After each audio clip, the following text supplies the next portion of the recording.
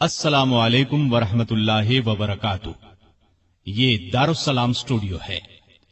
اس بار ہم آپ کی خدمت میں پیش کر رہے ہیں فاروق اعظم، انبیاء کی جماعت اور امت کے سب سے افضل انسان ابو بکر صدیق کے بعد اسلام کے دوسرے خلیفہ راشد فاروق اعظم کا درجہ ہے۔ ان کی زندگی کے واقعات دلچسپ ترین انداز میں سنیے، آپ حیرت زدہ رہ جائیں گے۔ بہت سے ایسے واقعات بھی آپ سنیں گے جو اکثر کتابوں میں شامل نہیں ہیں۔ تو آئیے سنتے ہیں فاروق اعظم، پیشکش محمد طارق شاہ۔ اللہ تعالی کا ارشاد ہے، والذین آمنوا باللہ ورسلہ اولئک هم الصدیقون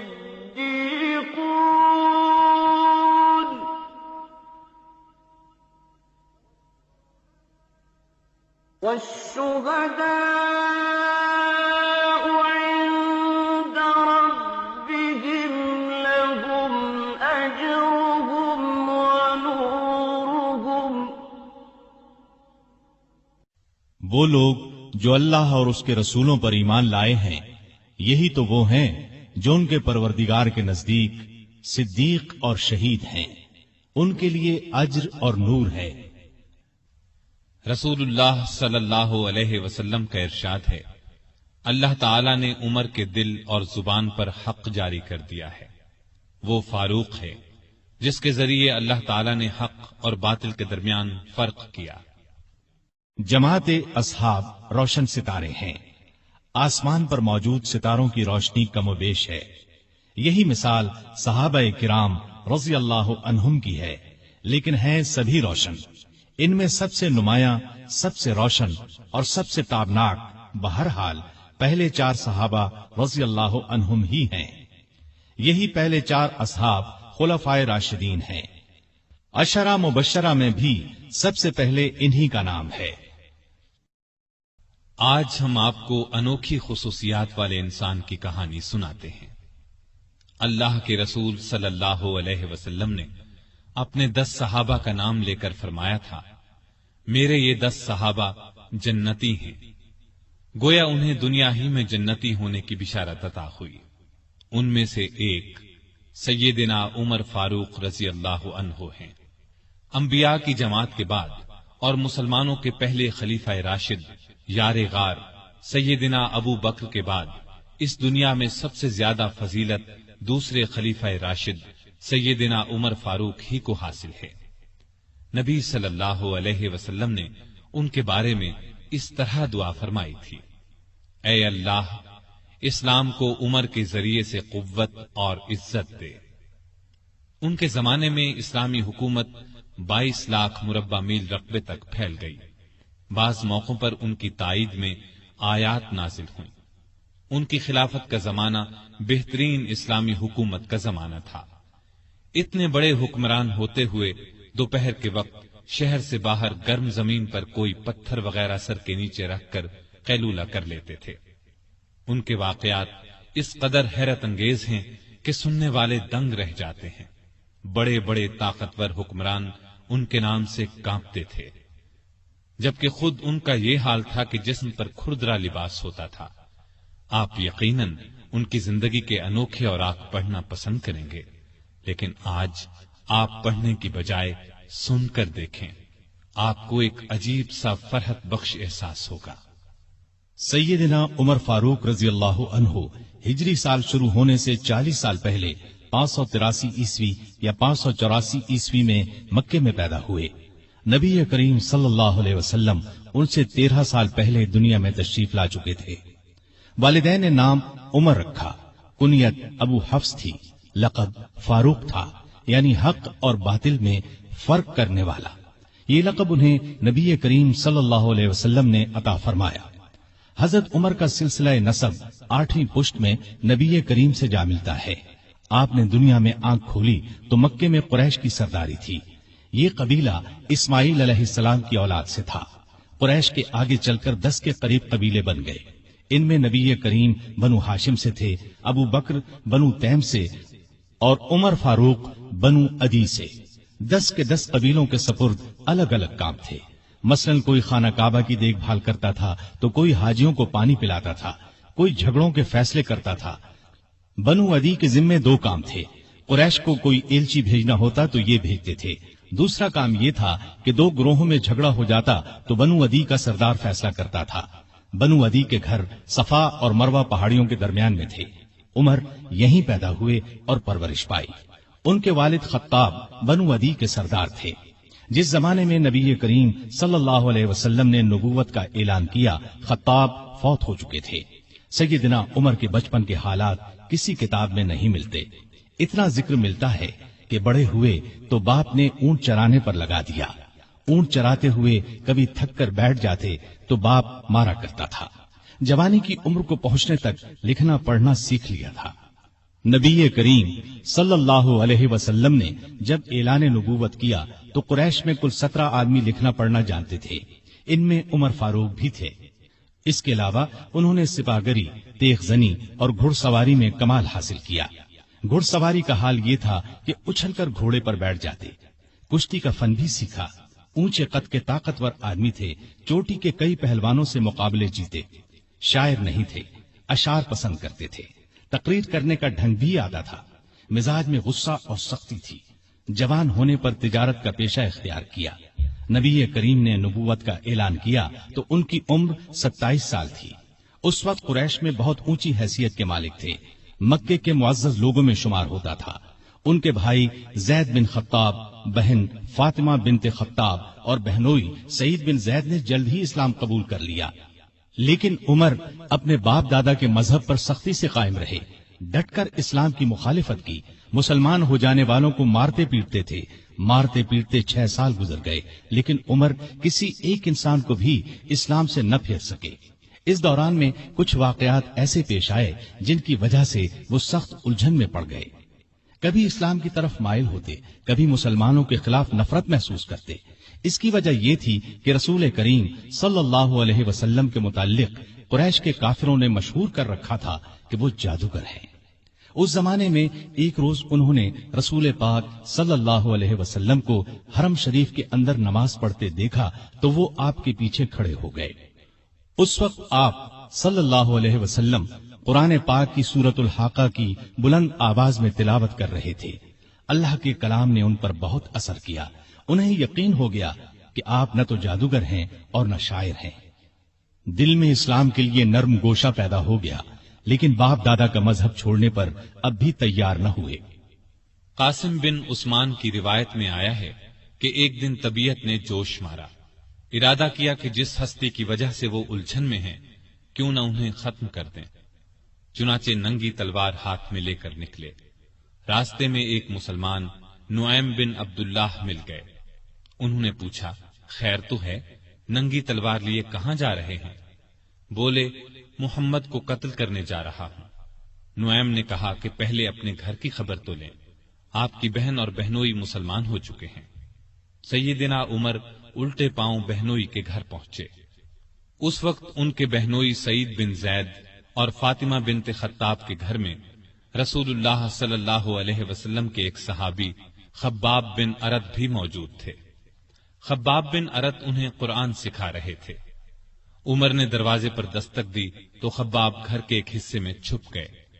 فاطمہ نے قرآن کے اوراق چھپا دیے، لیکن عمر تلاوت کی آواز سن چکے تھے۔ اندر پہنچ کر پوچھا، کیا پڑھ رہے تھے؟ مجھے معلوم ہوا ہے کہ تم مسلمان ہو چکے ہو، اپنے باپ دادا کے مذہب سے پھر گئے ہو۔ یہ کہہ کر انہوں نے دونوں کو مارنا پیٹنا شروع کر دیا۔ بہن کے سر پر ایک لکڑی ماری، ان کے سر سے خون بہ نکلا۔ اس وقت دونوں میاں بیوی کے منہ سے نکلا، ہاں اے عمر، ہم مسلمان ہو چکے ہیں، اللہ کے رسول پر ایمان لے آئے ہیں، تم سے جو ہو سکے کر لو، اسلام تو اب ہمارے دلوں سے نہیں نکل سکتا۔ عمر نے بہن کا خون دیکھا اور یہ الفاظ سنے تو غصہ ٹھنڈا ہو گیا۔ بولے، اچھا جو تم پڑھ رہے تھے مجھے دکھاؤ۔ بہن نے اوراق انہیں دے دیے، ان پر سورہ طٰہٰ لکھی تھی۔ انہوں نے اس کو پڑھا تو بے اختیار پکار اٹھے، واہ کتنا عمدہ اور اعلیٰ درجے کا کلام ہے۔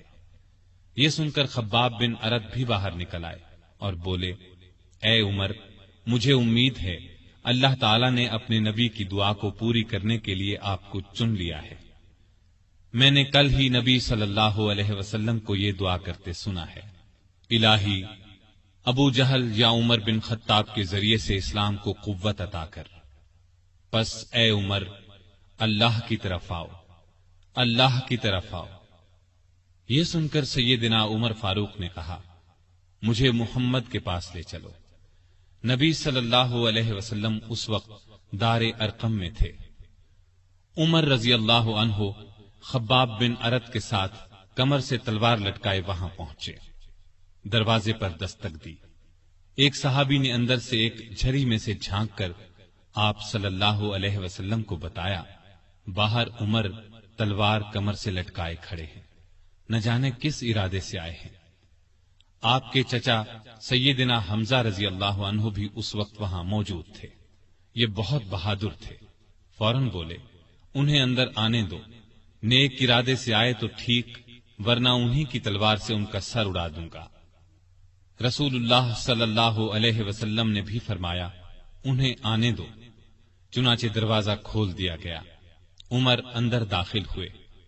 آپ صلی اللہ علیہ وسلم اٹھ کر ان کی طرف بڑھے، ان کی چادر کو مٹھی میں دبا کر زور سے کھینچتے ہوئے فرمایا، خطاب کے بیٹے، تم کس ارادے سے آئے ہو؟ سیدنا عمر رضی اللہ عنہ نے عرض کیا، اے اللہ کے رسول، میں اللہ اور اس کے رسول پر ایمان لانے کے لیے حاضر ہوا ہوں۔ اس پر آپ صلی اللہ علیہ وسلم نے زور سے اللہ اکبر فرمایا۔ باقی مسلمانوں نے بھی اللہ اکبر کا نعرہ لگایا۔ اب عمر رضی اللہ عنہ نے کلمہ پڑھا، پھر بولے، اے اللہ کے رسول، کیا ہم حق پر نہیں ہیں؟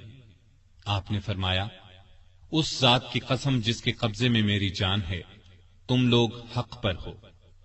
یہ سن کر سیدنا عمر فاروق نے عرض کیا، جب ہم حق پر ہیں اور کافر غلط راستے پر، تو پھر اپنا دین کیوں چھپائیں؟ آپ نے فرمایا، اے عمر، ابھی ہماری تعداد تھوڑی ہے اور تم دیکھ رہے ہو کہ ہم کن حالات سے گزر رہے ہیں۔ سیدنا عمر نے یہ سن کر فرمایا، اس ذات کی قسم جس نے آپ کو نبی بنا کر بھیجا ہے، میں اسلام لانے سے پہلے جن لوگوں میں اٹھتا بیٹھتا تھا، اب مسلمان ہو کر ان کے سامنے جاؤں گا۔ اس پر تمام مسلمان دار ارقم سے 2 صفیں بنا کر نکلے اور کعبے کی طرف روانہ ہوئے۔ ایک صف میں عمر تھے، دوسری میں حمزہ۔ سب نے مسجد حرام میں نماز ادا کی۔ قریش نے یہ دیکھا تو طیش میں آ گئے۔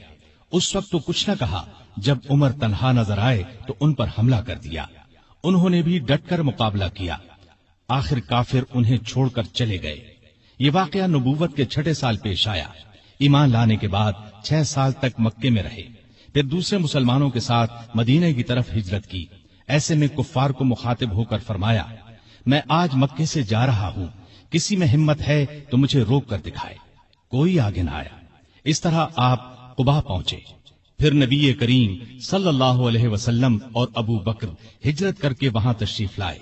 مسجد قباء کی تعمیر کے بعد سب نے مدینے کا رخ کیا۔ ہجرت کے وقت سیدنا عمر فاروق کی عمر 40 سال کے قریب تھی۔ اس کے بعد وہ 23 برس اس دنیا میں رہے۔ یہ سارا زمانہ مدینے میں گزارا، مسجد نبوی کی تعمیر میں حصہ لیا۔ آپ صلی اللہ علیہ وسلم نے مہاجرین اور انصار میں بھائی چارہ کرایا تو اتبان بن مالک کو ان کا بھائی بنایا۔ انہوں نے اپنا نصف مکان انہیں دے دیا۔ عبداللہ بن زید نے خواب میں اذان کے الفاظ سنے۔ انہوں نے یہ الفاظ نبی کریم صلی اللہ علیہ وسلم کو سنائے تو آپ صلی اللہ علیہ وسلم نے سیدنا بلال کو حکم دیا، اذان کہیں۔ جو ہی انہوں نے اذان شروع کی، سیدنا عمر فاروق اپنی چادر گھسیٹتے ہوئے آئے اور بولے، اے اللہ کے رسول صلی اللہ علیہ وسلم، اس ذات کی قسم جس نے آپ کو نبی بنا کر بھیجا ہے، میں نے بھی بالکل یہی الفاظ خواب میں سنے ہیں۔ یہ سن کر آپ بہت خوش ہوئے۔ آج تک اذان انہی الفاظ میں دی جا رہی ہے اور قیامت تک دی جاتی رہے گی۔ ہجرت کے دوسرے سال بدر کی لڑائی پیش آئی۔ سیدنا عمر فاروق بھی اس غزوے میں شریک ہوئے۔ اس غزوے میں انہوں نے ایک نامی بہادر آس بن ہشام کو قتل کیا۔ یہ رشتے میں ان کا ماموں تھا۔ اگلے سال احد کی لڑائی ہوئی۔ سیدنا عمر اس لڑائی میں بھی شریک ہوئے۔ بدر کی لڑائی میں عمر فاروق کی بیٹی سیدہ حفصہ بیوہ ہو گئی تھی۔ نبی کریم صلی اللہ علیہ وسلم کی خواہش پر سیدنا عمر نے ان کا نکاح آپ سے کر دیا۔ اس طرح وہ رسول کریم صلی اللہ علیہ وسلم کے سسر بنے۔ ان کی بیٹی کو مومنوں کی ماں کا درجہ حاصل ہوا۔ ہجرت کے 5ویں سال شوال میں خندق کی لڑائی پیش آئی۔ سیدنا عمر نے بھی خندق کھودی۔ خندق کے ایک حصے کی حفاظت سیدنا عمر کے سپرد کی گئی۔ بعد میں اس جگہ ان کے نام سے مسجد تعمیر کی گئی جو آج بھی موجود ہے۔ ہجرت کے 6 سال نبی کریم صلی اللہ علیہ وسلم نے کعبے کی زیارت کا ارادہ فرمایا۔ آپ 1400 صحابہ کے ساتھ روانہ ہوئے، ان میں سیدنا عمر بھی تھے۔ حدیبیہ کے مقام پر کافروں سے جو معاہدہ ہوا تو کچھ دوسرے صحابہ کے ساتھ وہ سیدنا عمر پر بھی گراں گزرا۔ وہ رسول اللہ صلی اللہ علیہ وسلم کی خدمت میں حاضر ہوئے اور عرض کی، کیا آپ اللہ کے سچے نبی نہیں ہیں؟ آپ نے فرمایا، یقیناً میں اللہ کا سچا نبی ہوں۔ کہا، کیا ہم حق پر اور ہمارا دشمن باطل پر نہیں ہے؟ آپ نے فرمایا، ہم حق پر اور ہمارا دشمن باطل پر ہے۔ کہا، اے اللہ کے رسول، جب ہم حق پر اور ہمارا دشمن باطل پر ہے تو پھر دب کر کیوں صلح کریں؟ آپ نے فرمایا، میں اللہ کا رسول ہوں، اللہ کے حکم کے خلاف نہیں کرتا، وہی میرا مددگار ہے۔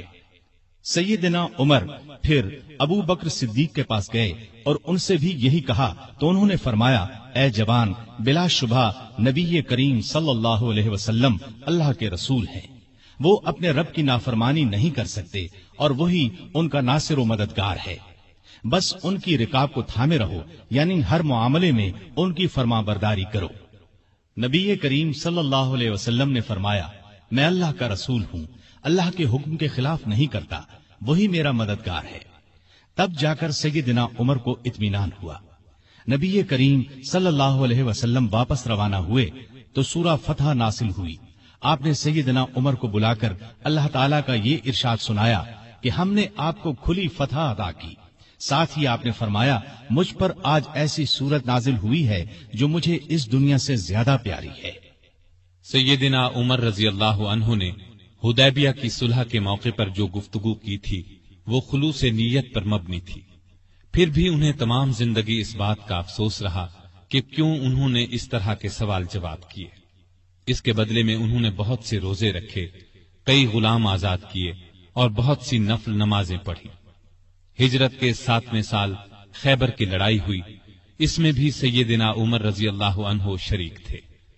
ذی-قعدہ 7 ہجری میں نبی صلی اللہ علیہ وسلم عمرے کے لیے تشریف لے گئے۔ 2000 مسلمان آپ کے ساتھ تھے، سیدنا عمر بھی ان میں شامل تھے۔ ذات سلاسل کی جنگ میں بھی شریک ہوئے۔ سلاسل جگہ کا نام ہے، یا اس مقام پر قبیلہ جزام کا ایک چشمہ تھا جس کا نام سلسل تھا۔ مسلمان لشکر اسی چشمے پر اترا تھا، اسی لیے اس غزوے کو ذات السلاسل کہا جاتا ہے۔ 8 ہجری 10 رمضان کو رسول اللہ صلی اللہ علیہ وسلم 10,000 ہتھیار بند صحابہ کے ساتھ مدینے سے مکے کی طرف روانہ ہوئے۔ ان میں سیدنا عمر بھی شامل تھے۔ مکے سے کچھ فاصلے پر آپ صلی اللہ علیہ وسلم نے پڑاؤ ڈالا۔ اس میدان کا نام اب وادی فاطمہ ہے۔ قریش کے سردار ابو سفیان نے 2 آدمیوں کو حالات معلوم کرنے کے لیے بھیجا۔ پھر ابو سفیان خود نبی کریم صلی اللہ علیہ وسلم کی خدمت میں حاضر ہوئے۔ ایسے میں سیدنا عمر رضی اللہ عنہ نے عرض کیا، اے اللہ کے رسول، مجھے اجازت دیں میں ابو سفیان کا سر اڑا دوں۔ لیکن آپ نے ایسا کرنے کی اجازت نہ دی۔ اس موقع پر ابو سفیان نے اسلام قبول کیا۔ ان کے بعد مکے کے باقی ماندہ لوگ بھی مسلمان ہو گئے۔ فتح مکہ کے بعد غزوہ حنین پیش آیا۔ اس غزوے کی ابتدا میں مسلمانوں کے پاؤں اکھڑ گئے۔ صرف رسول اللہ صلی اللہ علیہ وسلم چند صحابہ کے ساتھ میدان میں کھڑے رہے۔ ان میں سیدنا عمر بھی تھے۔ پھر سیدنا عباس رضی اللہ عنہ کی آواز پر مسلمان پلٹے اور کفار کو شکست دی۔ تبوک کی لڑائی کے لیے سیدنا عمر نے اپنے مال کا نصف حصہ نبی صلی اللہ علیہ وسلم کی خدمت میں پیش کیا۔ حجۃ الوداع کے موقع پر بھی سیدنا عمر ساتھ تھے۔ اس حج کے بعد ہی آپ صلی اللہ علیہ وسلم اس دنیا سے رخصت ہوئے۔ सफर 11 हिजरी में आप सल्लल्लाहु अलैहि वसल्लम ने उसामा बिन जैद को इस्लामी लश्कर का सिपाह सालार मुकर्रर किया और हुक्म दिया कि जाकर रूमियों से मूता की लड़ाई का बदला ले। मूता की लड़ाई हिजरत के 8वें साल में हुई थी। इसमें उसामा के वालिद जैद और बहुत से सहाबा रजी अल्लाह अन्हुम शहीद हो गए थे। चुनाचे आपने ये लश्कर रवाना फरमाया। इसमें बड़े बड़े सहाबा के साथ सैयदना उमर भी शरीक थे। आप सल्लल्लाहु अलैहि वसल्लम ने रहलत फरमाई तो सैयदना उमर रजी अल्लाह अन्हु को आपकी वफात का यकीन ही नहीं आता था। वो ये ऐलान कर रहे थे, जो शख्स ये कहेगा कि रसूलुल्लाह सल्लल्लाहु अलैहि वसल्लम ने वफात पाई है, मैं उसकी गर्दन उड़ा दूंगा। फिर अबू बकर रजी अल्लाह अन्हु के समझाने पर यकीन आया कि नबी सल्लल्लाहु अलैहि वसल्लम रहलत फरमा चुके हैं। आप सल्लल्लाहु अलैहि वसल्लम की वफात के बाद खिलाफत के मसले पर मुसलमानों में इख्तिलाफ पैदा हुआ तो उस मौके पर सैयदना उमर ने अबू बकर रजी अल्लाह अन्हु का नाम खिलाफत के लिए सबके सामने रखा। सभी ने इससे इत्तिफाक किया। अबू बकर के बारे में सैयदना उमर के ये अल्फाज हैं, अबू बकर रसूलुल्लाह सल्लल्लाहु अलैहि वसल्लम के सहाबी हैं, गार के साथी हैं। ये तमाम मुसलमानों से ज्यादा तुम्हारे मामलात के वाली होने के हकदार हैं। खलीफा बनने के बाद सैयदना अबू बकर ने सबसे पहले उसामा बिन जैद का लश्कर रवाना फरमाया। ये लश्कर नबी करीम सल्लल्लाहु अलैहि वसल्लम की शदीद अलालत की वजह से मरीना से बाहर मकाम जुरुफ पर ठहर गया था और फिर वफात की वजह से रवाना न हो सका था।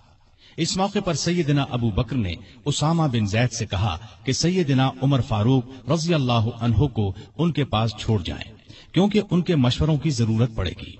उसामा बिन जैद ने खुशी से ये बात मंजूर की। अबू बकर की खिलाफत 2.25 बरस रही। तमाम अरसे में सैयदना उमर उनके खास मुशीर रहे। इस दौरान में सैयदना उमर ने सैयदना अबू बकर को मशवरा दिया कि कुरान को एक जगह जमा कर दिया जाए। उन्होंने ये मशवरा इसलिए दिया कि यमामा की लड़ाई में कुरान मजीद के हाफिज बहुत से सहाबा शहीद हो गए थे। आखिर ये काम जैद बिन साबित, सैयदना उमर और बहुत से दूसरे सहाबा रज़ी अल्लाह अन्हुम की मदद से मुकम्मल हुआ। जमादियुल ऊला 13 हिजरी में सैयदना अबू बकर सख्त बीमार हो गए। बचने की उम्मीद न रही तो उन्होंने खिलाफत के बारे में चंद बड़े बड़े सहाबा से मशवरा किया।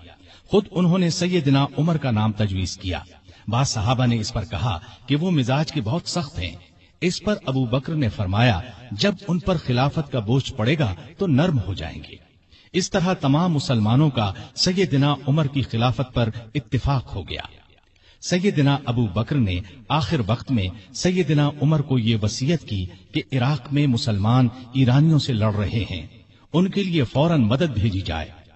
इस वसीयत के बाद 22 जमादियुल उखरा को सैयदना अबू बकर ने वफात पाई। तमाम मुसलमानों ने खुशी से सैयदना उमर की बैत कर ली। इस तरह वो मुसलमानों के दूसरे खलीफा राशिद बने। खलीफा बनते ही उन्होंने अबू बकर की वसीयत के मुताबिक इराक की तरफ एक लश्कर रवाना किया। अबू उबैदा रज़ी अल्लाह अन्हु को लश्कर का सालार मुकर्रर फरमाया और इस तरह मुसलमानों की अजीमुश्शान फुतूहात का सुनहरी दौर शुरू हुआ।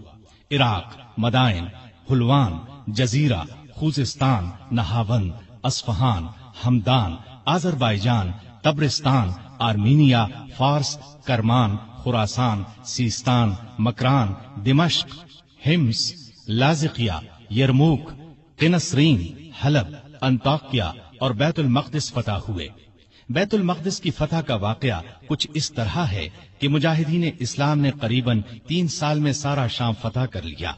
अब फलस्तीन के सिर्फ 2 बड़े शहर रह गए थे, बैतुल मक़दिस जिसे यरूशलेम भी कहा जाता है और कैसारिया।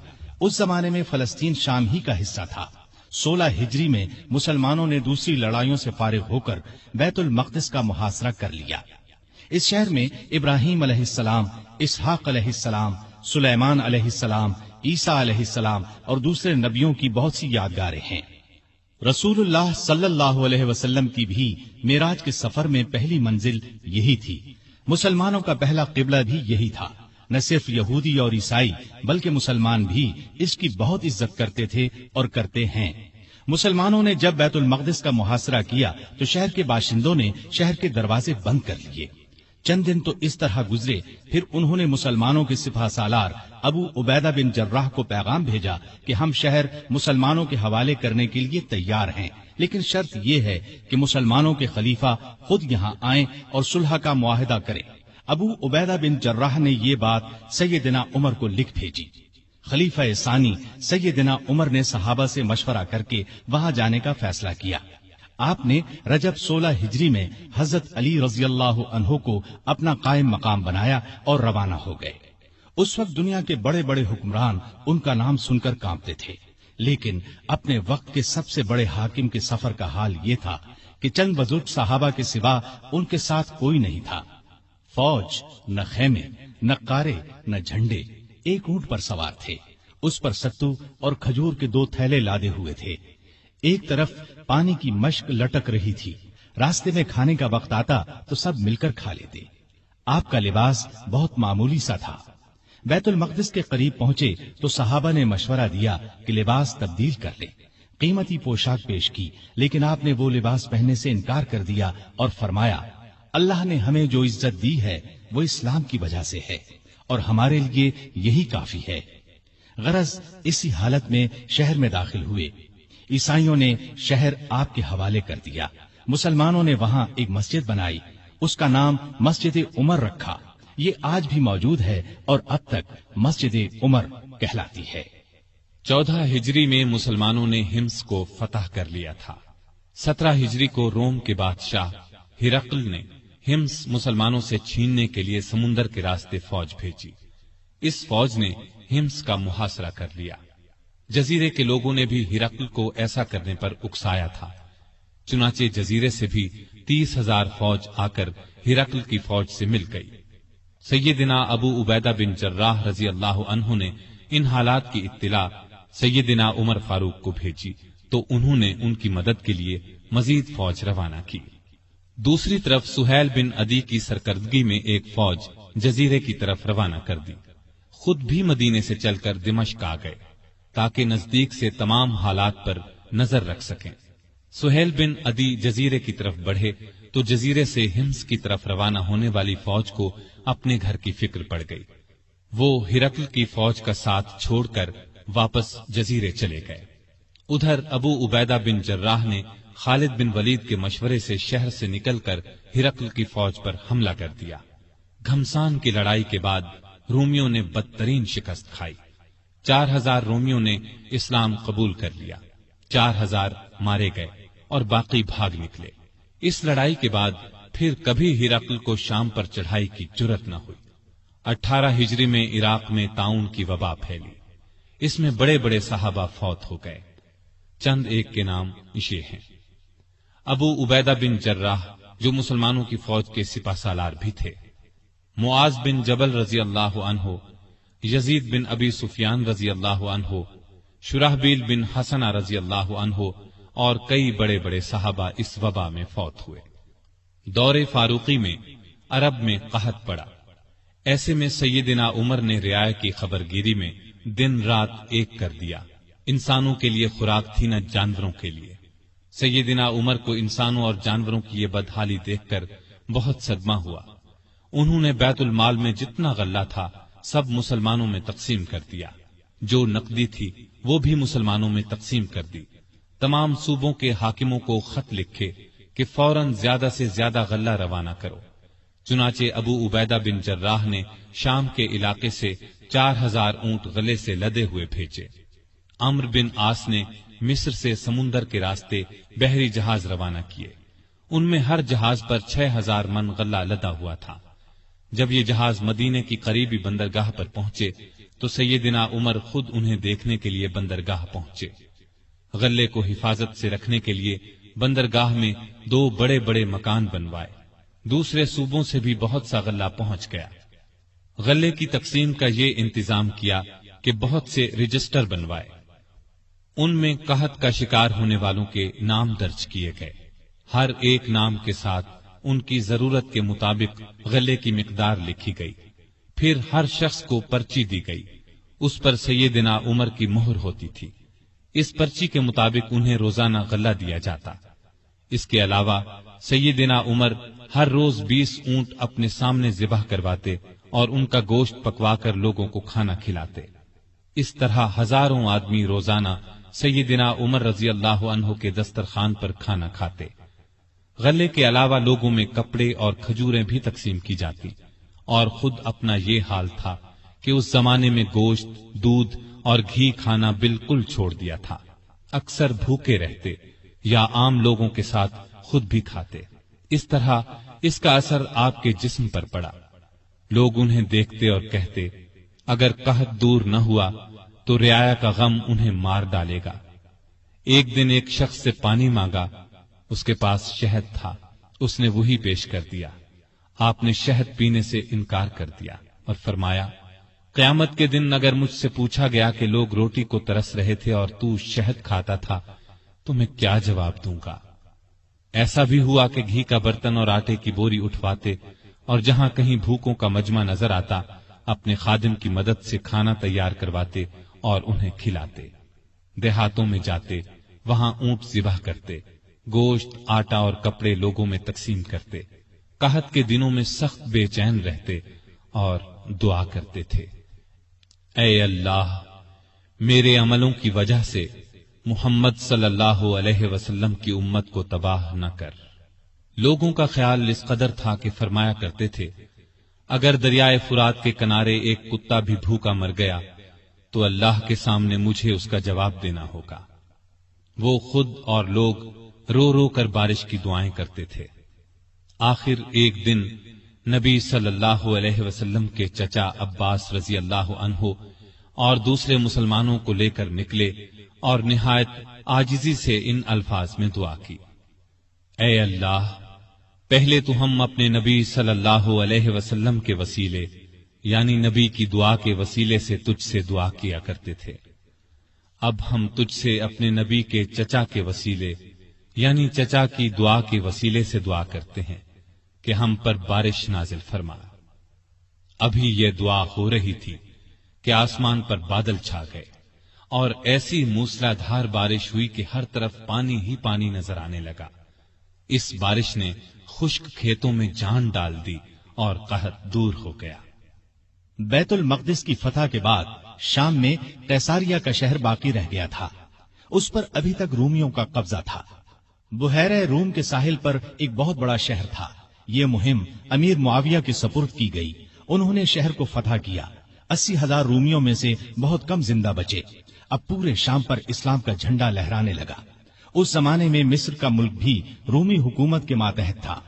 18 ہجری میں حضرت عمر نے حضرت عمرو بن عاص رضی اللہ عنہ کو 4000 کا لشکر دے کر مصر روانہ کیا۔ مصر کا حاکم مقوقس تھا۔ اس نے بے تحاشا فوج جمع کر لی۔ قلعہ بھی حد درجے محفوظ تھا۔ ان حالات کی خبر عمرو بن عاص نے سیدنا عمر کو دی تو انہوں نے 10,000 فوج اور بھیجی اور ان کے ساتھ بزرگ صحابی زبیر بن عوام کو سالار مقرر کیا۔ ان کے ہاتھ پر قلعہ فتح ہوا۔ اس کے بعد اسکندریہ کی باری آئی۔ اسکندریہ کی فتح کے بعد سیدنا عمر نے عمرو بن عاص کو مصر کا گورنر مقرر کیا۔ دریائے نیل مصر کا ایک بہت بڑا دریا تھا۔ تاریخ میں ہے کہ ایک دن بہت سے مصری عمرو بن عاص کے پاس آئے اور کہا، اس سال دریائے نیل میں پانی بہت کم رہ گیا ہے، ہماری فصلیں برباد ہو رہی ہیں۔ پرانے زمانے سے یہ رسم چلی آ رہی ہے کہ جب دریا میں پانی کم ہو جائے تو ہم ایک مقررہ تاریخ کو ایک کنواری لڑکی چن لیتے ہیں، اس کے والدین کی مرضی سے اسے نہایت قیمتی زیور اور کپڑے پہنا کر دلہن کی طرح بنا دیتے ہیں، پھر اسے دریائے نیل میں گرا دیتے ہیں۔ اس طرح دریا میں پانی چڑھ جاتا ہے، ارد گرد کے تمام علاقے سیراب ہو جاتے ہیں۔ اگر آپ اجازت دیں تو ہم یہ رسم ادا کریں۔ عمرو بن عاص نے کہا، یہ تو بڑی ظالمانہ رسم ہے۔ جواب میں انہوں نے کہا، اگر آپ نے ہمیں یہ رسم ادا کرنے کی اجازت نہ دی تو ملک میں قحط پڑ جائے گا، ہم تباہ ہو جائیں گے۔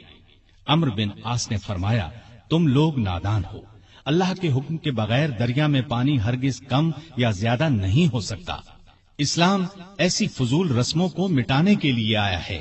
میں تمہیں ایک بے گناہ لڑکی پر ظلم کرنے کی اجازت نہیں دوں گا۔ مصری مایوس ہو کر لوٹ گئے۔ اتفاق سے دریا میں پانی کم ہو گیا۔ لوگ قحط کے ڈر سے وطن چھوڑنے کی تیاری کرنے لگے۔ सैयदना अम्र बिन आस ने ये सारा किस्सा सैयदना उमर को लिख भेजा। उन्होंने जवाब में लिखा, अल्हम्दुलिल्लाह, आपने मिस्रियों को बिल्कुल ठीक जवाब दिया। इस्लाम वाकई ऐसी फजूल रस्मों को मिटाने के लिए आया है। मैं एक खत भेज रहा हूं, इसको दरियाए नील में डाल देना। अम्र बिन आस ने खत को दरिया में डालने से पहले उसकी इबारत पढ़ी। उसके अल्फाज ये थे, ए नील, अगर तू अपने इख्तियार से बह रहा है तो मत बह, और अगर तू अल्लाह ताला के हुक्म से बह रहा है तो मैं अल्लाह ताला के हुजूर दुआ करता हूं कि वो तुझे पहले की तरह ज्यादा पानी के साथ जारी कर दे। ये रुका दरिया में डाल दिया गया। दूसरे दिन जब मिस्र के लोग सोकर उठे तो उन्होंने अल्लाह की कुदरत का अजीब नजारा देखा। दरिया का पानी कई गज ऊपर चढ़ गया था, किनारों से निकलकर इर्द गिर्द के इलाकों को सैराब कर रहा था। इतना ज्यादा पानी इसमें कभी नजर नहीं आया था। ये नजारा देखकर हजारहा मिस्री मुसलमान हो गए और वो जालिमाना रस्म हमेशा के लिए खत्म हो गई। सैयदना उमर रजी अल्लाह अन्हु के दौर में इस्लामी हुकूमत 22 लाख मुरब्बा मील तक फैल गई। इसमें अरब के अलावा इराक, ईरान, मिस्र, फलस्तीन, बहरैन, आर्मीनिया, आजरबाईजान, सीस्तान वगैरह बहुत से मुल्क शामिल थे। इतने बड़े मुल्क का इंतजाम सैयदना उमर ने बहुत खूबी से किया। इस्लामी सल्तनत को सूबों में तकसीम कर दिया, फिर हर सूबे को बहुत से जिलों में तकसीम किया। आमतौर पर एक सूबे में 10 से लेकर 20 तक जिले होते थे। मुल्क का इंतजाम सहाबाए किराम रजी अल्लाह अन्हुम के मशवरे से करते थे। मशवरा करने के लिए उन्होंने एक मजलिस बनाई। उसमें सूझबूझ रखने वाले बड़े बड़े जलीलुल कद्र सहाबा शामिल थे। इस मजलिस को मजलिस शूरा कहा जाता था। इसके इजलास मस्जिद नबवी में होते थे। हर सूबे का एक गवर्नर मुकर्रर किया जाता था। खुद बिल्कुल सादा जिंदगी बसर करते थे। यही हिदायत गवर्नरों को थी। ओहदेदारों की निगरानी खुद करते थे। हज के जमाने में चारों तरफ से आए हुए लोगों से उनके गवर्नरों के हालात पूछते। लोग बेधड़क शिकायत करते। लोगों के सामने इस किस्म का खुतबा देते, लोगों, तुम पर जो लोग हाकिम मुकर्रर किए गए हैं वो इसलिए नहीं भेजे गए कि तुम्हें मारें पीटें और तुम्हारा माल छीन लें, बल्कि उन्हें मैं इसलिए भेजता हूं कि वो तुम्हें रसूलुल्लाह सल्लल्लाहु अलैहि वसल्लम के तरीके सिखाएं। अगर किसी ने इसके खिलाफ किया है तो मुझसे बयान करो ताकि मैं उसका बदला लूं। लोगों को आम इजाजत थी कि वो किसी वक्त भी अपनी शिकायत पेश कर सकते थे। एक मर्तबा मिस्र के एक गरीब शख्स ने शिकायत की कि गवर्नर के बेटे ने बिला वजह उसे पीटा है। आपने बाप बेटे को बुलवा लिया। जब दोनों आ गए तो सैयदना उमर ने उस गरीब को कोड़ा देकर फरमाया, जितने कोड़े उसने तुम्हें मारे थे उतने ही तुम इसे मारो। उस गरीब ने कोड़े मारने शुरू किए। जब तादाद पूरी हो गई तो उमर ने फरमाया, अब 2-4 कोड़े गवर्नर को भी मारो। लेकिन उस गरीब ने ऐसा करना पसंद न किया। जजीरे के गवर्नर के बारे में इत्तला मिली कि वो बारीक लिबास पहनते हैं। दरवाजे पर दरबान भी मुकर्रर कर रखा है। आपने उन्हें फौरन बुलवा लिया। उनके कपड़े उतरवाकर बालों का बुना हुआ कुर्ता पहना दिया और बकरियों का एक रेवड़ मंगवाकर उन्हें हुक्म दिया कि जंगल में जाओ और इन बकरियों को चराओ। गवर्नर का नाम इयाज बिन गनम था। वो रसूलुल्लाह सल्लल्लाहु अलैहि वसल्लम के सहाबी थे। एक सूबे के गवर्नर थे। इसलिए जब उन्होंने कहा कि वो आइंदा ऐसा लिबास नहीं पहनेंगे तो उमर ने उन्हें मुआफ कर दिया और ओहदे पर वापस भेज दिया। इयाज बिन गनम जब तक जिंदा रहे मोटा लिबास पहनते रहे। फिर उन्होंने कभी बारीक लिबास पहना न दरवाजे पर दरबान रखा। खालिद बिन वलीद रजी अल्लाह अन्हु इस्लाम के बहुत बड़े जर्नैल थे। उन्होंने 20 लड़ाइयां लड़ी। बड़ी बड़ी हुकूमतों के लश्कर उनके मुकाबले में न ठहर सके। सैयदना उमर के जमाने में जब खालिद बिन वलीद फतूहात पर फतूहात हासिल कर रहे थे तो ऐन इस हालत में उमर ने उन्हें सिपह सालारी से माजूल कर दिया। जब लोगों ने वजह पूछी तो उन्होंने फरमाया, मुसलमान ये ख्याल करने लगे थे कि ये फतूहात खालिद बिन वलीद की वजह से हो रही हैं, जबकि फतूहात हमें अल्लाह ताला की मेहरबानी से हो रही हैं। आपके जमाने में چونکہ اسلامی حکومت بہت پھیل گئی تھی، لگاتار فتوحات کی وجہ سے مال غنیمت بھی بہت زیادہ آنے لگا تھا، اس لیے آپ نے 15 ہجری میں بیت المال قائم کر دیا۔ اس میں زکوٰۃ، خراج، جزیہ، مال غنیمت وغیرہ جمع ہوتا تھا اور مسلمانوں میں تقسیم کیا جاتا تھا۔ یتیموں، غریبوں اور بیواؤں کو اس میں سے وظیفے دیے جاتے تھے۔ ضرورت مندوں کو قرض بھی دیا جاتا تھا۔ جنگی ضروریات پر بھی خرچ کیا جاتا تھا۔ آمدنی اور خرچ کے معاملے میں ہر درجہ احتیاط کرتے تھے۔ سیدنا عثمان نے ایک دن انہیں چلچلاتی دھوپ میں بھاگتے دیکھا۔ پوچھنے پر انہوں نے بتایا کہ بیت المال کا ایک اونٹ گم ہو گیا ہے، اس کو تلاش کر رہا ہوں۔ بحرین سے ایک مرتبہ مشک آیا، یہ انتہائی قیمتی خوشبو تھی۔ اس کو مسلمانوں میں تقسیم کرنے کے لیے آدمی کی تلاش ہوئی جو یہ کام اچھی طرح کر سکے۔ سیدنا عمر کی زوجہ محترمہ عاتقہ نے کہا کہ یہ کام میں کر سکتی ہوں۔ سیدنا عمر نے فرمایا، نہیں، میں تمہیں اس کی اجازت نہیں دے سکتا، اس لیے کہ تمہاری انگلیوں پر جو مشک لگ جائے گا وہ تم اپنے کپڑوں پر لگا لو گی، اس طرح عام مسلمانوں سے زیادہ تمہارے حصے میں آئے گا۔ ایک مرتبہ بیمار ہو گئے، لوگوں نے علاج کے طور پر شہد تجویز کیا۔ بیت المال میں شہد موجود تھا لیکن آپ نے لینا گوارا نہ کیا۔ آخر لوگوں کو جمع کیا گیا، جب سب نے اجازت دے دی تب شہد لیا۔ آپ نے عدل و انصاف کا بہترین نمونہ دنیا کو دکھایا۔ اللہ سے ڈرنے والے قاضی مقرر کیے، ان کی تنخواہیں مقرر کی، انہیں حکم دیا کہ تمام فیصلے قرآن اور حدیث کے مطابق کیے جائیں۔ قرآن اور حدیث میں حکم نہ ملے تو جس رائے پر عالموں کا اتفاق ہو اس کے مطابق فیصلہ دیا جائے۔ انہوں نے کوفہ میں شریح کو قاضی مقرر کیا، ان کے فیصلے بہت مشہور ہوئے۔ امیر المومنین کے خلاف بھی فیصلے دے دیتے تھے۔ سیدنا علی نے بھی انہیں اپنے دور میں قاضی کے عہدے پر قائم رکھا۔ قبیلہ غسان کے بادشاہ جبلہ نے اسلام قبول کر لیا۔ وہ حج کرنے کے لیے آیا، اس کی چادر پر ایک غریب بدو کا پاؤں آ گیا۔ اس نے بدو کو زور سے تھپڑ دے مارا، بدو کی ناک کی ہڈی ٹوٹ گئی۔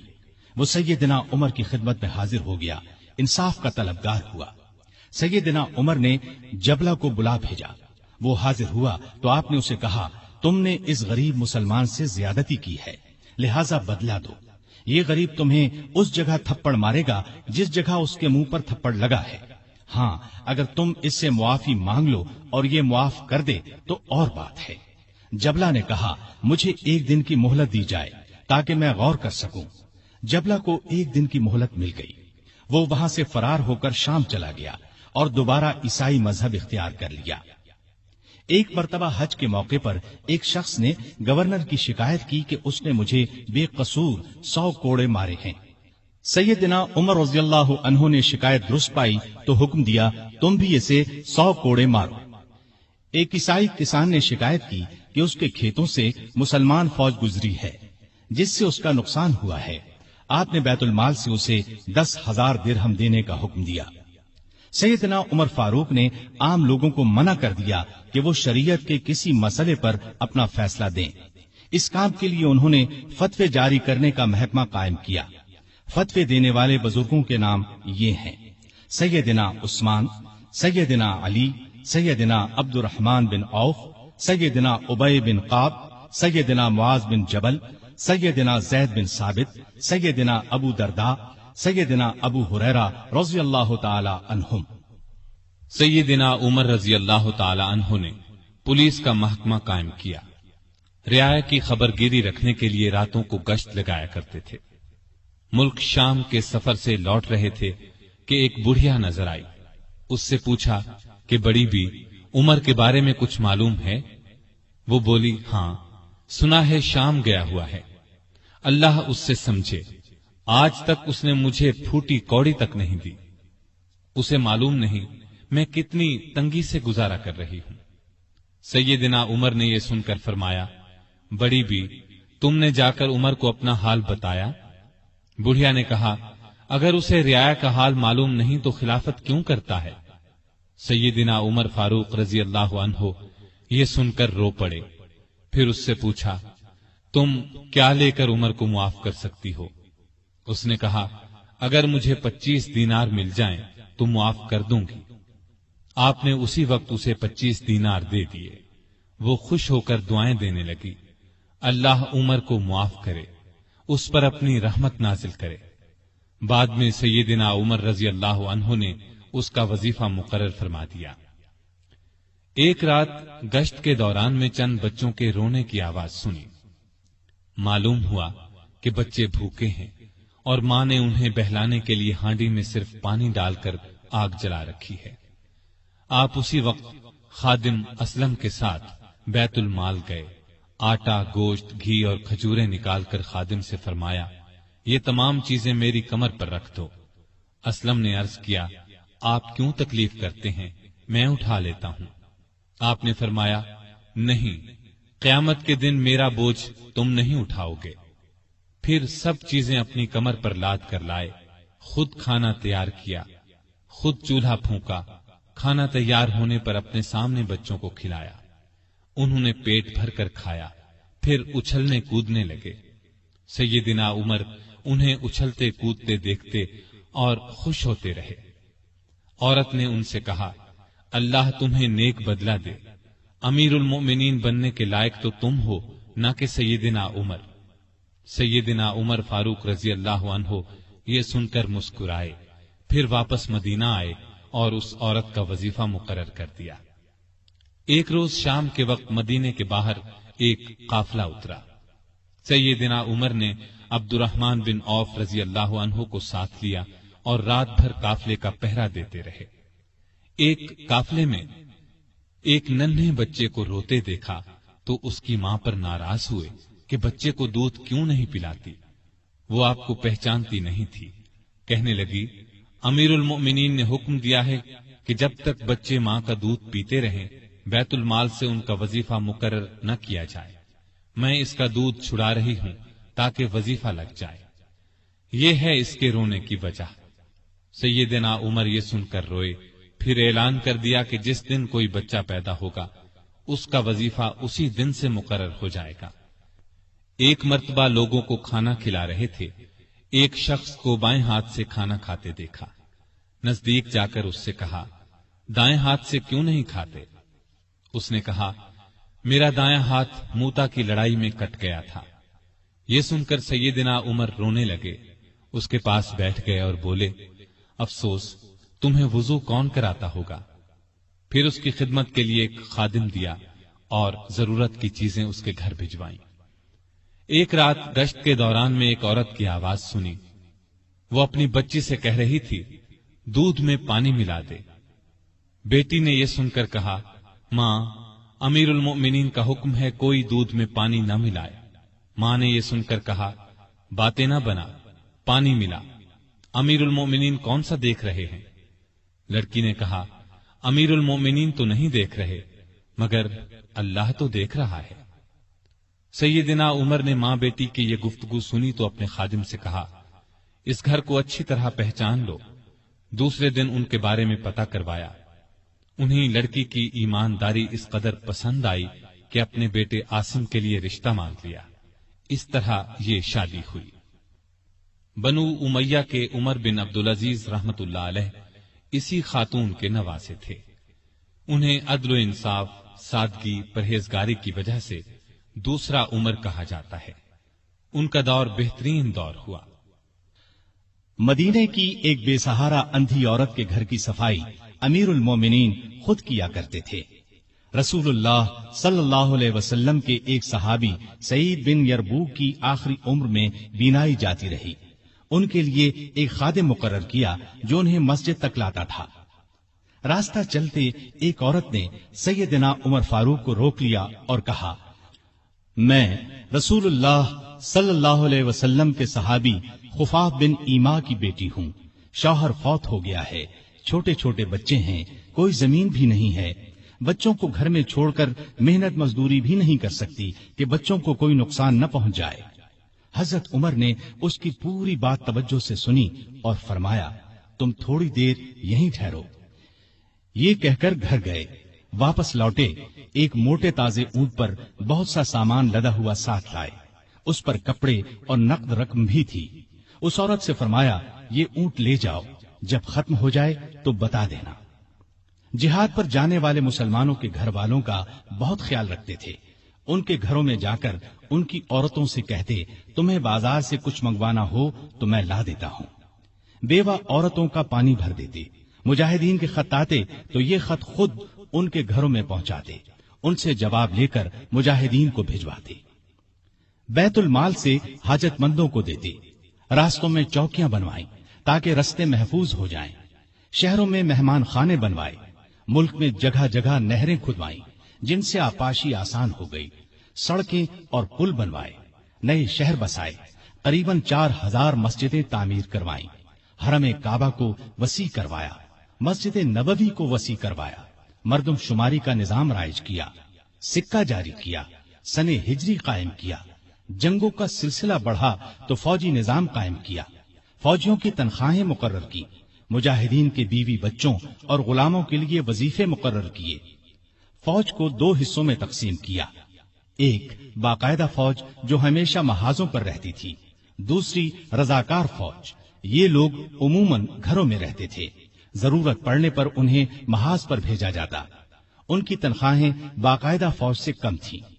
मुल्क में जगह जगह फौजी छावनियां कायम की। छावनियों के साथ अस्तबल तामीर करवाए।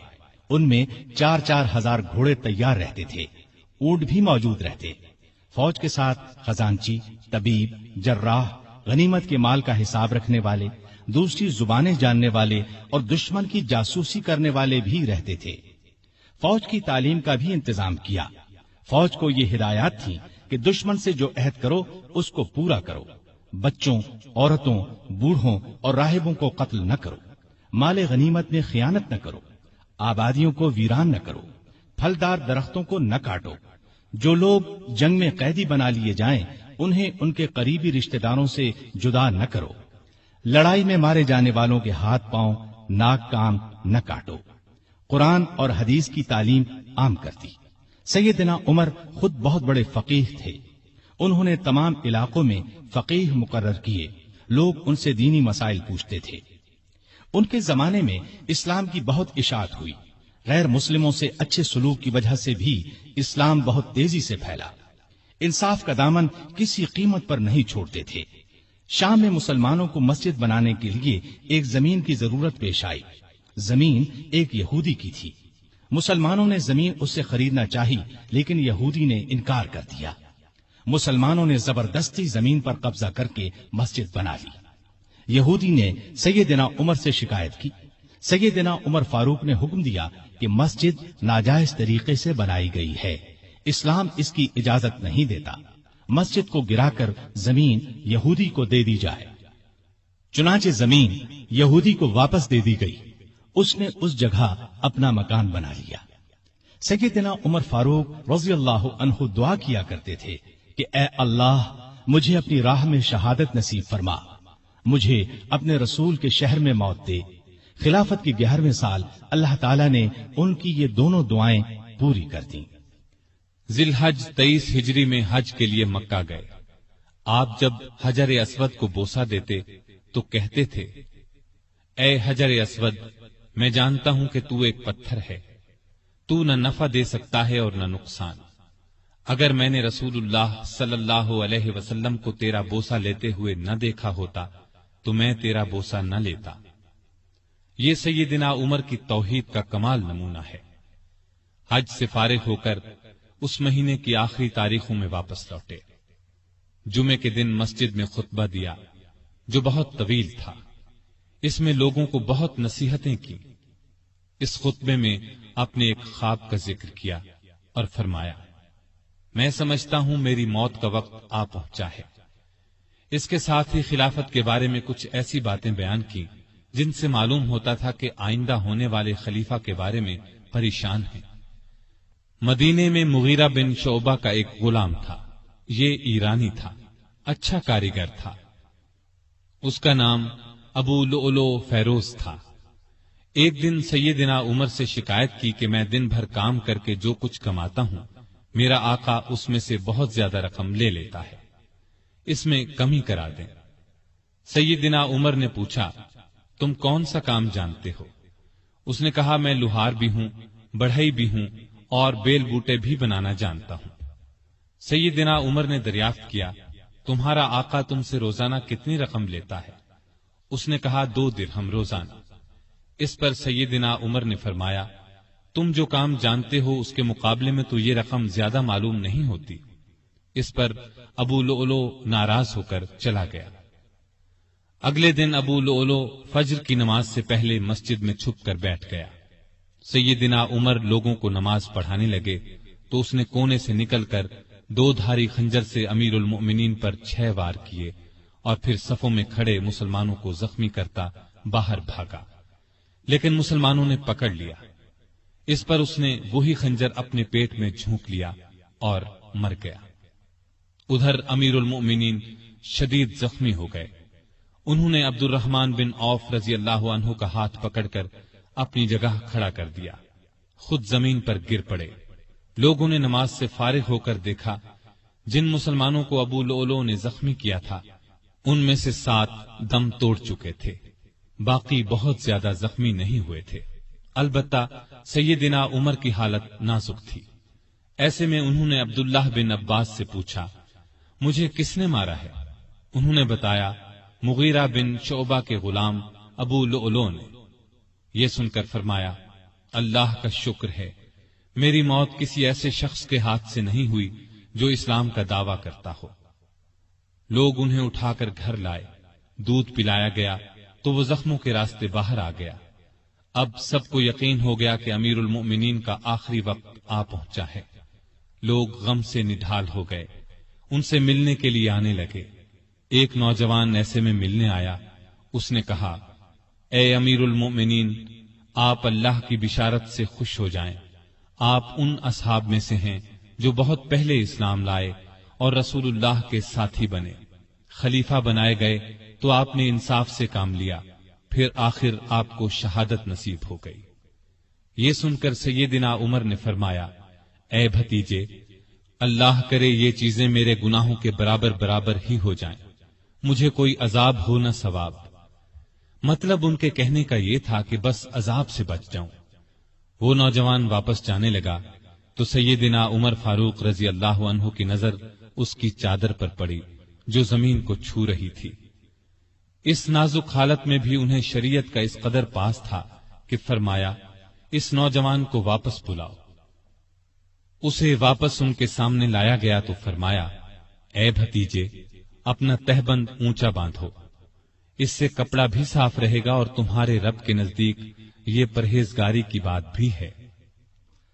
سیدنا ابن عباس رضی اللہ عنہ نے ان کا مرتبہ اور نیکیاں بیان کی تو فرمایا، اللہ کی قسم، اگر میرے پاس دنیا بھر کا سونا ہوتا تو اس سے پہلے کہ میں اللہ کے عذاب کو دیکھوں میں اسے اللہ کی راہ میں دے دیتا، یعنی عذاب کے خوف سے سارا سونا خیرات کر دیتا۔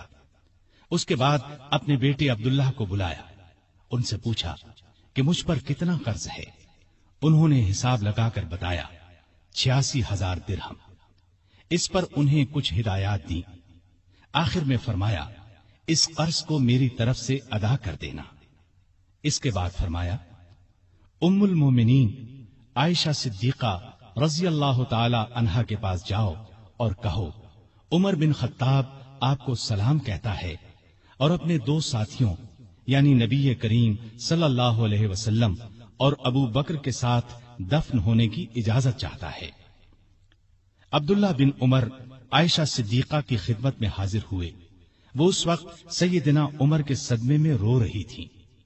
ان کا پیغام سن کر فرمایا، یہ جگہ میں نے اپنی قبر کے لیے رکھی تھی، لیکن اپنے آپ پر عمر کو ترجیح دیتی ہوں۔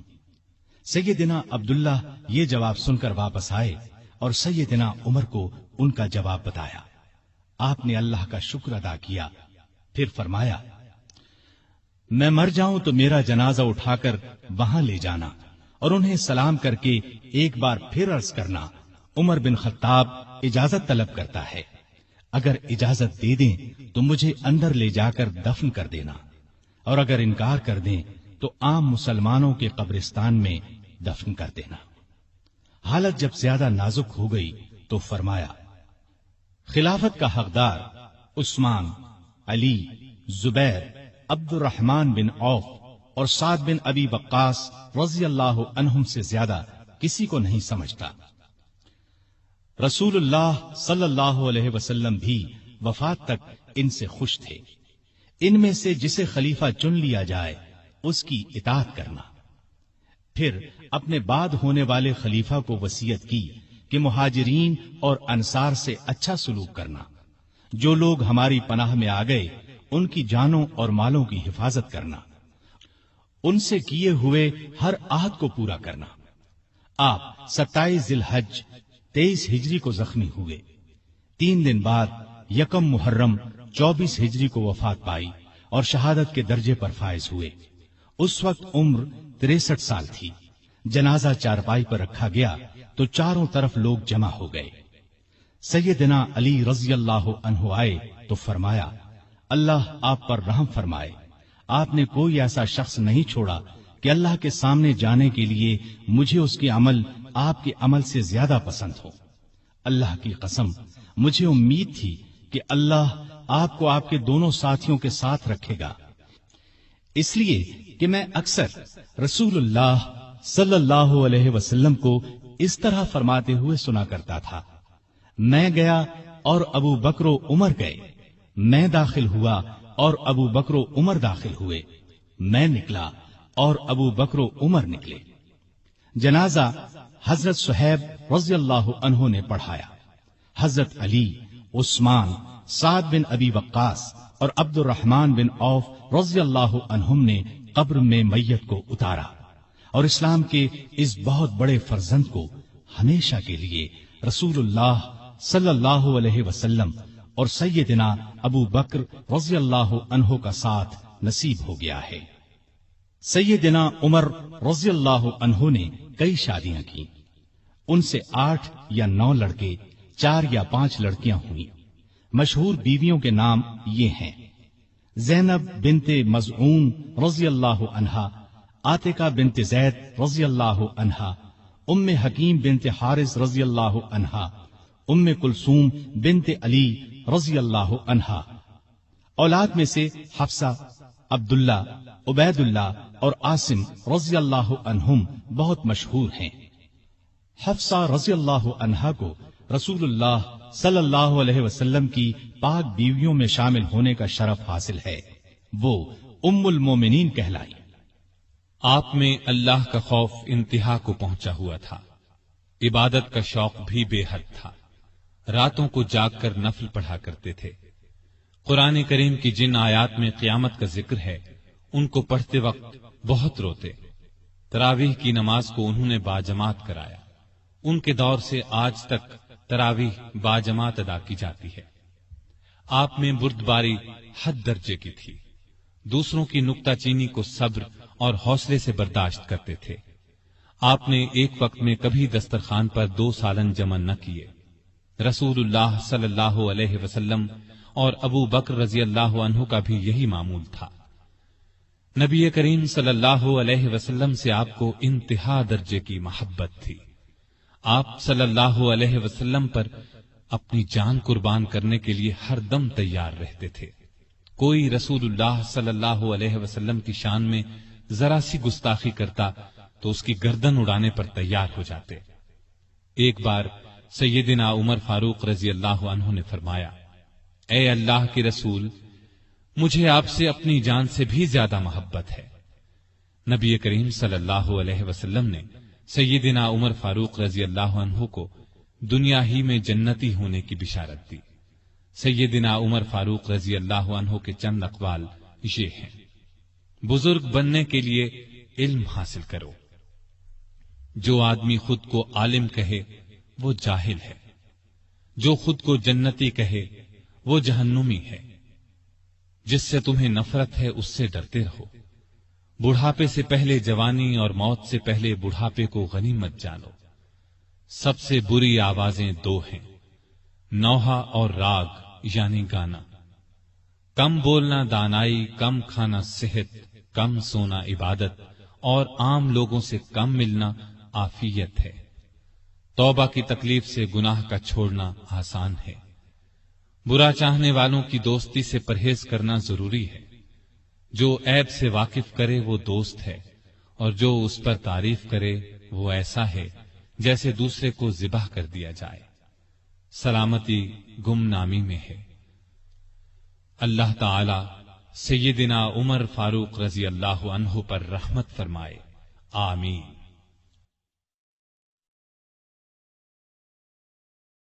سامعین محترم، ابھی آپ دارالسلام اسٹوڈیو لاہور پاکستان سے سن رہے تھے فاروق اعظم۔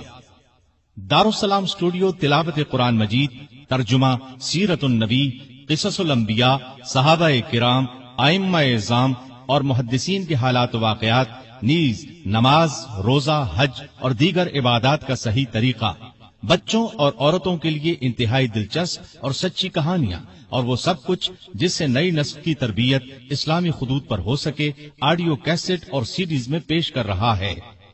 دارالسلام اسٹوڈیو دارالسلام پبلشرز اینڈ ڈسٹریبیوٹرز کا ایک حصہ ہے، جو اسلامی کتب کی اشاعت کا بین الاقوامی ادارہ ہے، جس کا ہیڈ آفس سعودی عرب کے دارالحکومت ریاض میں واقع ہے، جس کے مینیجنگ ڈائریکٹر جناب عبد المالک مجاہد ہیں۔ دارالسلام کا دنیا کے 27 ملکوں میں نیٹ ورک ہے۔ پاکستان میں اس کا ایڈریس نوٹ کر لیں: دارالسلام اسٹوڈیو، 50 لوور مال، نزد MAO کالج، لاہور۔ فون 7240024، 7232400 اور 7120054، فیکس 7354072۔ یہ پیشکش تھی محمد طارق شاہد کی۔